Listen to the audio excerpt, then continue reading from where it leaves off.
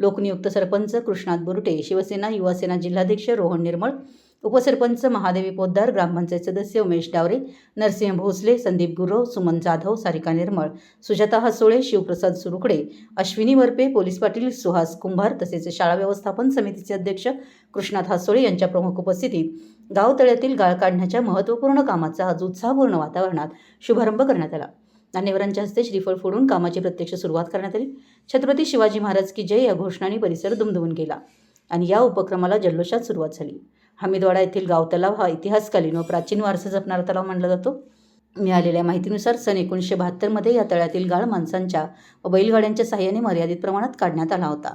तब्बल 54 वर्षानंतर या तलावाच्या सुशोभीकरणासाठी आणि गाळमुक्तीच्या दिशेनं प्रत्यक्ष कामाला सुरुवात झाली. या उपक्रमामागं सातत्यपूर्ण पाठपुरावा आणि जनआंदोलनाची पार्श्वभूमी असून महाराष्ट्र नवनिर्माण सेनेच्या वतीनं रोहन निर्मळ यांच्या नेतृत्वाखाली यापूर्वी मोठं आंदोलन करण्यात आलं होतं. यानंतर झालेल्या निवडणुकीत सौ सारिका निर्मळ या ग्रामपंचायत सदस्य म्हणून निवडून आल्या. सत्तेत नसताना आंदोलन आणि सत्तेत आल्यानंतर प्रत्यक्ष काम करून दाखवण्याची भूमिका घेत सरपंच व सर्व सदस्यांनी एकत्र येत हा प्रश्न मार्गी लावलाय. गाळ काढण्याच्या मोहिमेला गावातील शेतकऱ्यांचा उत्स्फूर्त प्रतिसाद मिळत असून या गाळाचा शेतीसाठी उपयोग होणार आहे. तलावातील गाळ निघाल्यानंतर गावाच्या सौंदर्यात लक्षणीय भर पडणार असून पाण्याचा प्रश्नही कायमस्वरूपी सुटण्याची अपेक्षा व्यक्त केली जाते. यावेळी ग्रामस्थ व तरुण मंडळी मोठ्या संख्येनं उपस्थित होते. मराठी एस न्यूजसाठी मुरगुडहून सर्जेराव भाट.